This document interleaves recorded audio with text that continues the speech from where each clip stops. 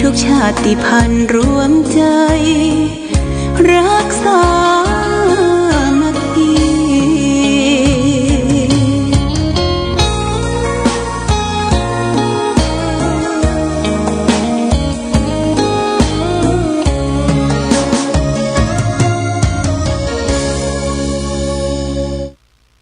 เจริญสุขศรัทธาสาธุชนญาติโยมท่านพุทธบริษัททั้งหลาย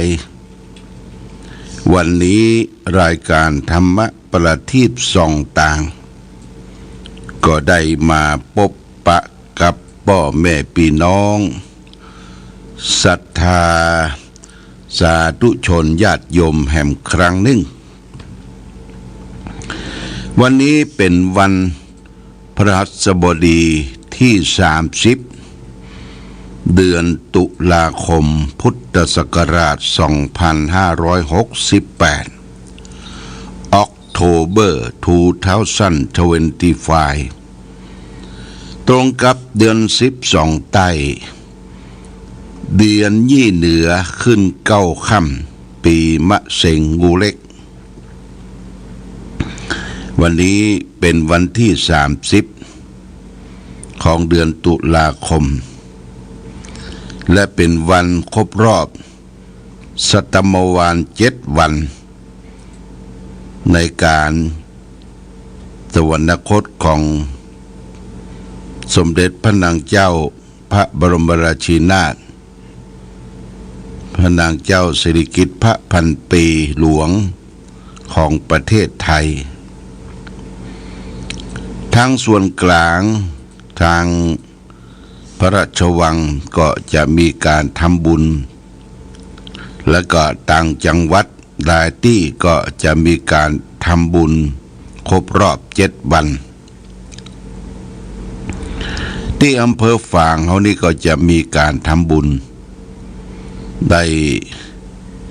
ร่วมกันประกอบพิธีเรียกว่าถวายผ้าปังสกุลสวดเจริญ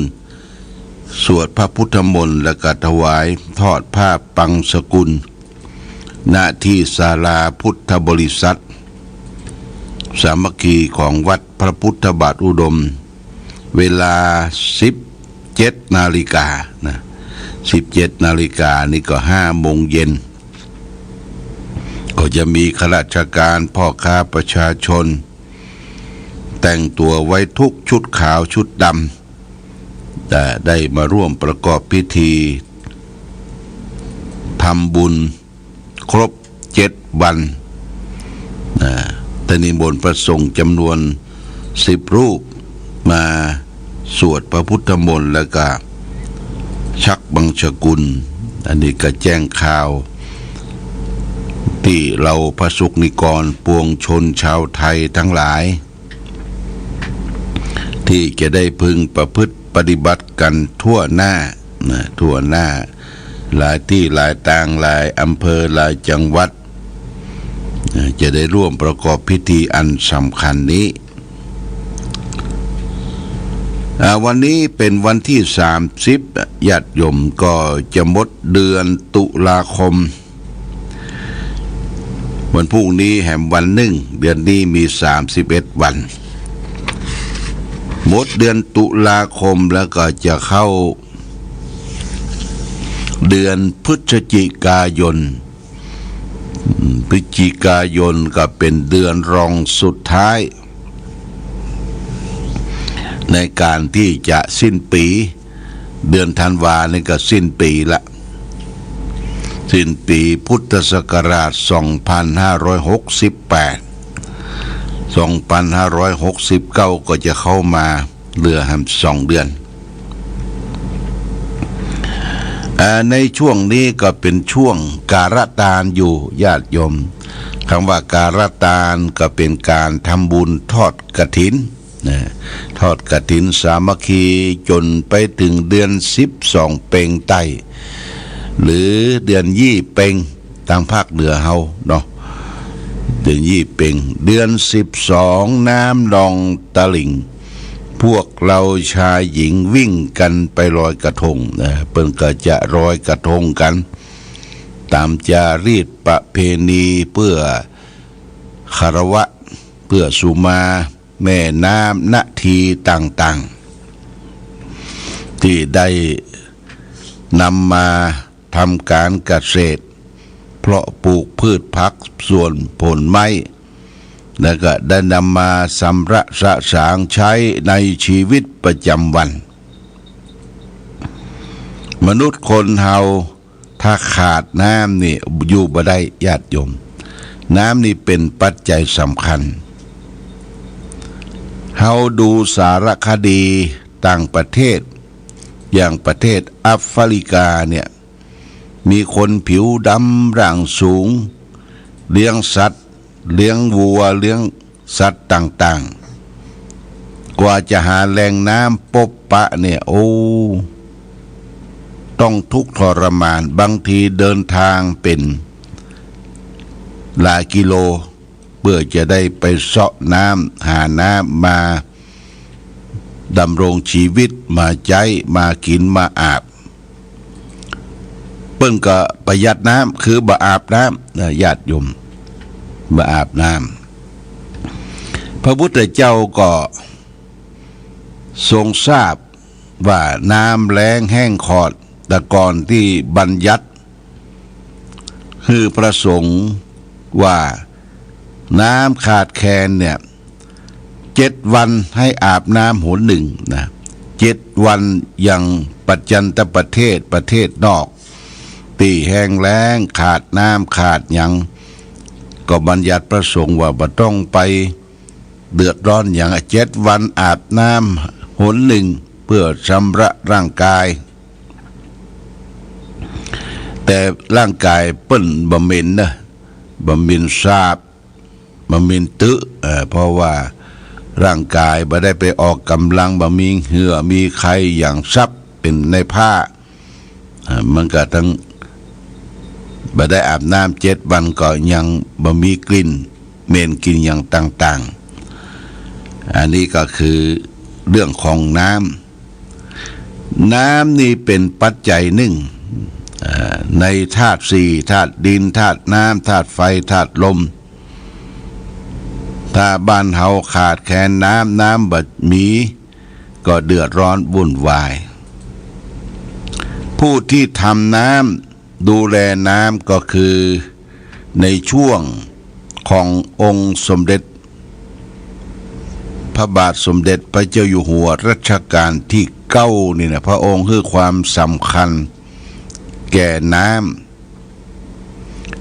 ำท่วมพระองค์ก็ไปทำนบไปมีโครงการพระราชดำริไปทำนบทำเขื่อนอย่างป้องกันและหาที่กักเก็บน้ำเรียกว่าแก้มลิงนี่คือ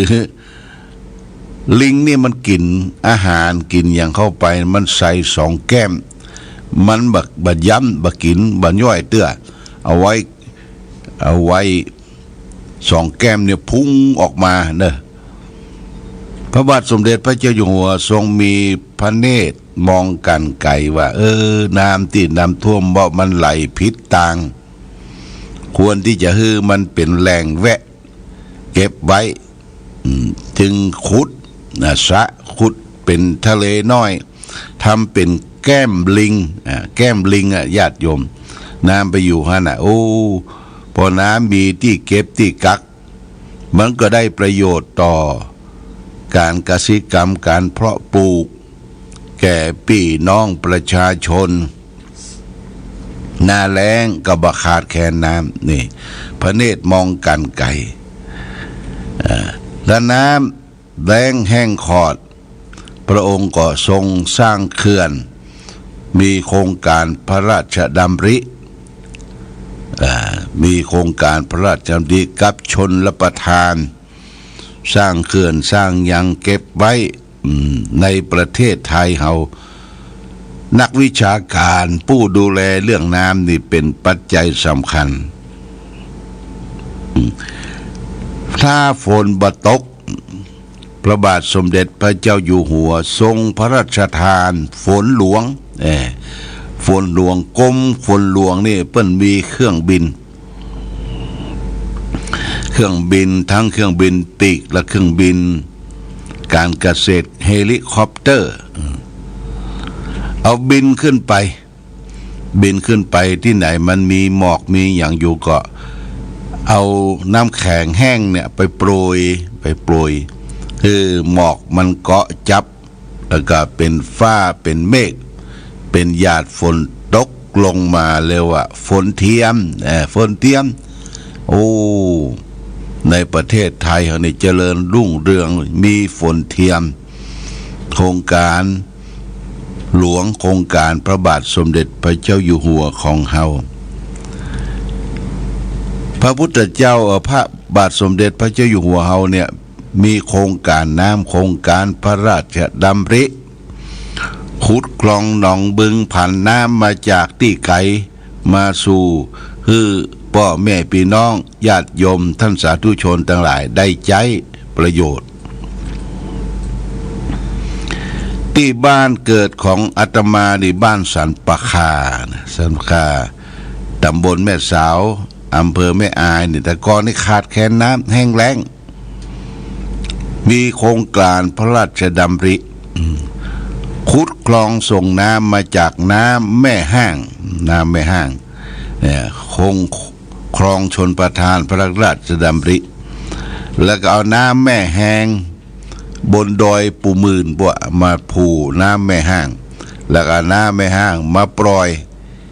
ตีบ้านสันปะคาเนี่ยตีนวัดสันปะคาเลยก็ทำให้ผู้คนได้ใช้น้ำหันชัดก็คือเรื่องของทำนาปีละ2 ครั้งนาดอนาปีเมื่อมีการทำไร่ไถนาเกิดขึ้นก็มีรายได้เกิดขึ้นผู้คนก็มีรายได้มีทำนาทำสวนมีไร่อันนี้โครงการพระราชดำริชนประทานโครงการพระราชดำริของพระบาทสมเด็จพระเจ้าอยู่หัวพระเจ้าอยู่หัวพระบรมราชินีนาถพระนางเจ้าสิริกิติ์พระพันปีของชาวไทยเราได้ทรงตรัสว่าพระบาทสมเด็จพระเจ้าอยู่หัวเป็นน้ำข้าเจ้าก็จะเป็นป่าจะอนุรักษ์ป่ารักษาป่าเป็นแหล่งกำเนิดเกิดของน้ำถ้าป่าเมืองไทยหมดไปต้นน้ำลำธารก็บ่มีเพราะฉะนั้นไปจะไปตัดไม้ในต้นน้ำลำธารเนี่ยมีกรมป่าไม้เปิ้นเฝ้าดูแลอยู่จะไปเอาหน่อนางหางไม้จะไปตัดต้นไม้บ่ได้ในถิ่นนั้นเป็นถิ่นอนุรักษ์ป่าน้ำเกิดจากน้ำซับน้ำซึมจากต้นน้ำลำธารอยู่ที่ป่าโครงการบ้านเล็กในป่าใหญ่ของสมเด็จพระนางเจ้าพระบรมราชินีนาถ โทษ อยู่ที่บนดอยปูมื่นเนี่ยบนดอยปูมื่นขึ้นไปทางบนน้ำแม่แห้งนะบางท่านบางคนคงจะได้ไปหู้ไปหันนะอยู่ที่อำเภอแม่อายนี่เป็นโครงการหนึ่งและโครงการใหญ่ก็อยู่ที่อำเภอแม่ริมจังหวัดเชียงใหม่นี่บ้านเล็กในป่าใหญ่ไปดูแล้วก็มีต้นไม้19 เล่ากำมีเครือเถาวัลย์มีอย่างเป็นน้ำต้นน้ำออกมานี่คืออนุรักษ์ป่าก็จะมีน้ำมีน้ำเฮามาดูง่ายๆดูตัวเฮาและท่านทั้งหลายเวลาเฮาจะโกนผมนะโกนผมตัดผมเนี่ยถ้าผมบ่มีสุมาเถอะมันล้านไปนะมันไม่มีที่ซึมซับน้ำละ ถ้าผมดกอยู่เนี่ยเขาก็ต้องมีน้ำที่ซึมซับในรากผมนี่พอใกล้ๆเพราะว่าต้นไม้ถ้าถูกตัดทอนถูกรื้อถูกขนถูกล้มก็จะทำให้เป็นน้ำหลากน้ำเกิดขึ้นบักเก็บกักไว้น้ำก็จะเป็นอันตรายแก่ผู้คนแก่ผู้ที่อาศัยในพื้นแผ่นดินในชุมชนนี้เพราะฉะนั้นช่วยกันอนุรักษ์รักษาพื้นที่น้ำของเมืองไทยเฮาพระบาทสมเด็จพระเจ้าอยู่หัวเป็นน้ำพระบรมราชินีนาถพระนางเจ้าสิริกิติ์พระพันปีอัยกาเจ้าเนี่ยเปิ้นขอเป็นป่าญาติโยมนะเป็นป่าวันนี้ก็จะเอาเรื่องที่เกี่ยวกับพระราชามาอู้ต่อจากตะวานิพระราชาผู้ที่จะปกครองบ้านปกครองเมืองก็จะต้องมีธรรมะที่พระพุทธเจ้าได้ตรัสไว้ในพระไตรปิฎกโดยตรัสว่าสัพพังรัตถังสุขังโหติราชาจะโหติธรรมิโกถ้าพระราชาเป็นผู้ทรงธรรมราษฎรทั้งปวงก็เป็นสุขพระราชาผู้ทรงธรรมนั่นก็คือธรรมที่เป็นทศพิธราชธรรมธรรมประจำของพระราชาที่จะพึงปฏิบัติทุกพระองค์และมี10 ข้อเลยว่าทศพิธราชธรรมคือเริ่มต้นตั้งแต่ไม่โกรธไม่เกลียดและให้ทานช่วยเหลือเฟื่อฟายแก่พี่น้องประชาชนที่ตกทุกข์ได้ยากพระราชาของประเทศชาติบ้านเมืองของไทยเราเนี่ยทรงงานคำว่าทรงงานทำงานเริ่มตั้งแต่พระองค์พระบาทสมเด็จพระเจ้าอยู่หัวพระบรมราชินีนาถพระราชินีและก็มีพระบรมสารีวงศ์ทุกพระองค์เสด็จทรงงานไปเปิดโครงการที่นั่นที่นี่ไปพระราชทานปริญญาบัตรแล้วก็ไปสร้างตึกอาคารโรงพยาบาลต่างๆสร้างตึกดูแลพี่น้องประชาชนนี่คือทรงงานพระราชาผู้มีธรรมะอยู่ในจิตใจเนี่ยทรงงานนี่เป็นข้อที่1พระราชาเนี่ยเป็นศรีสง่าแก่ประเทศแก่ราษฎรแถมข้อ1กุฏทังอัปปติกุลนันโตราชาทัสสะปูชิโตพระราชาผู้ไม่กิ้วต่อผู้โกรธราษฎรย่อมอยู่เป็นสุขคือข้อนี้ว่าพระราชาเป็นผู้ไม่โกรธไม่เกลียดไม่มีน้ำโหโทโสราษฎรก็อยู่เป็นสุขอย่างพระบาทสมเด็จพระจุลจอมเกล้าเจ้าอยู่หัวรัชกาลที่5นะวันที่23ตุลาคมที่ผ่านพ้นมาเป็นวันปิยมหาราชเป็นวันสิ้นพระชนม์ของพระองค์ท่านพี่น้องปวงชนชาวไทยจึงขนานนามว่าปิยมหาราชเป็นพระมหากษัตริย์เป็นที่รักแก่พระสงฆ์นิกรปวงชนชาวไทยพอถึงวันที่23ตุลาคมเมื่อใดทุกปีก็จะไปร่วมกันวางพวงมาลาระลึกถึงบุญบารมี ที่ได้ร่วมสร้างคุณประโยชน์เพื่อแก่ประเทศชาติบ้านเมืองโดยเฉพาะอย่างยิ่งรัชกาลที่5รัชกาลที่5เนี่ยมีโครงการเลิกทาสแต่ก่อนนี้ผู้ที่เป็นเศรษฐีเป็นคนมั่งคนมีมักจะซื้อคนเอามาเป็นทาสในเรือนตนญาติโยมซื้อคนซื้อทาสทั้งหญิงทั้งชายทาสทำมาอยู่ในบ้านแล้วก็ต้องทำงานตลอดวันตลอดปีจะมีโอกาสเป็นคนใหญ่คนโตบ่ได้เขาก็จะหันหนังพ่อง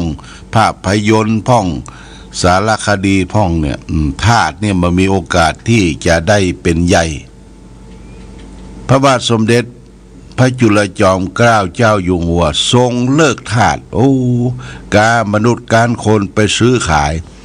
แต่ก่อนนี่เขาไปซื้ออย่างไปซื้องัวซื้อควายญาติโยมนะเปิ้นเอามาเอาปอบเอาอย่างใส่แข้งเชือกเล็กใส่แข้งกลัวมันหนีเอาไปไว้กาดซื้อทาสโลคนใดมีสตางค์ก็ซื้อไป2 คน3 คนนี่ซื้อทาสกันซื้อคนไปใจในบ้านเป็นทาสตลอดปีตลอดชาติลูกออกมาก็เป็นลูกทาสนี่ญาติโยมเนี่ยทรงเลิกทาสพระบาทสมเด็จพระเจ้าอยู่หัวรัชกาลที่5เนี่ยทรงเลิกทาสโครงการต่อไปรัชกาลที่5ที่นำมาพัฒนาประเทศก็คือรถไฟเนี่ยเป็นครั้งแรกในประเทศไทยรัชกาลที่5เสด็จไปยุโรปไปหันประเทศอื่นเมืองอื่นไปเสด็จไปถึงปุ่นไปถึงรัสเซียบ้านเปิ้นเจริญรุ่งเรืองมีรถรางรถไฟก็เอารถรางรถไฟมาใจเชิญฝรั่งมังค่ามาประดิษฐ์มาแปลงในเมืองไทยนี่แล้วก็ไปหารบ้านเปิ้นเมืองเปิ้นทอดพระเนตรการไก่เปิ้นใจน้ำประปาน้ำประปานี่คือน้ำที่สะอาดบ้านเฮายังกินน้ำหนองคลองบึงกินน้ำบ่อกินน้ำทานน้ำไหลต่อพระบาทสมเด็จพระจุลจอมเกล้าเจ้าอยู่หัวทรงหารกันไกลว่าคงจะมีที่สูบน้ำเก็บน้ำแล้วก็ใช้ท่อให้ผู้คนได้ใจน้ำสะอาดนี่โครงการใช้น้ำประปาและก็โครงการหลายๆอย่างเกิดขึ้นเลิกทาสรถไฟและโครงการน้ำประปาและก็โครงการสร้างถนนคูคลองต่างๆว่าการสัญจรไปมาแต่ก่อนเนี่ยนะมันบ่มีรถสิ่งที่จะใช้ประโยชน์ได้ดีที่สุดก็คือทางเรือพระบาทสมเด็จพระเจ้าอยู่หัวรัชกาลที่5ก็ทรงขุดคลองเราจะหาคลองชื่อต่างๆเกี่ยวกับพระมหากษัตริย์ในกรุงเทพนะมันจะพร้องกันคลองดุสิตของอย่างต่างๆเนี่ยญาติโยมเป็นผลงานเป็นการทำของพระมหาราชาทุกๆพระองค์ของประเทศไทยปัจจุบันก็เช่นเดียวกันรัชกาลที่9รัชกาลที่10เพิ่งก็ทรงงานดูแลความสุขความทุกข์ของพี่น้องประชาชนและนอกจากนั้นเมื่อพระองค์บ่ได้ออกไปทรงงานเองก็คือตัวแทนของพระมหากษัตริย์ออกทรงงานว่างานต่างๆได้ตั้งเป็นตัวแทนของพระมหากษัตริย์ของพระราชินีอย่างนี้เป็นต้นอันนี้เราควรที่จะทนุถนอมเทิดทูนไว้ในจิตในใจว่าเมืองไทยมีความอบอุ่นมีการปกครองโดยระบอบประชาธิปไตยและก็มีพระมหากษัตริย์ เป็นประมุขของเมืองไทยอันนี้เราก็มีความชื่นชมยินดีในวันนี้เป็นวันครบสัตมวานที่7 วัน7 วันในการสวรรคตของสมเด็จพระนางเจ้าพระบรมราชินีนาถพระแม่เจ้าของชาวไทยญาติโยมค่ำมานี่7 โมงนะ7 โมงคือเปิดโทรทัศน์ดูในวังที่ปราสาทดุสิตในปราสาทในกรุงเทพที่ได้ตั้งพระศพตั้งโกฐของสมเด็จพระนางเจ้าพระบรมราชินีนาถตะวานี่หลวงพ่อก็ดูเจ้าชายภูฏานเจ้าชายจิกมี่กับพระราชินีเปิ้นเสด็จมาเนอะเสด็จมาวางพวงมาลาแล้วก็มาร่วมทำบุญนะเจ้าชายจิกมี่นี่เปิ้นนับถือพุทธศาสนาอยู่ที่เมืองภูฏานมันเปิ้นไกลๆทิเบตมันอยู่ที่ภูเขาสูงเปิ้นเอาโครงการไปใช้ในเมืองภูฏานโครงการพระราชดำริธงชาติและเพลงชาติไทยเป็นสัญลักษณ์ของความ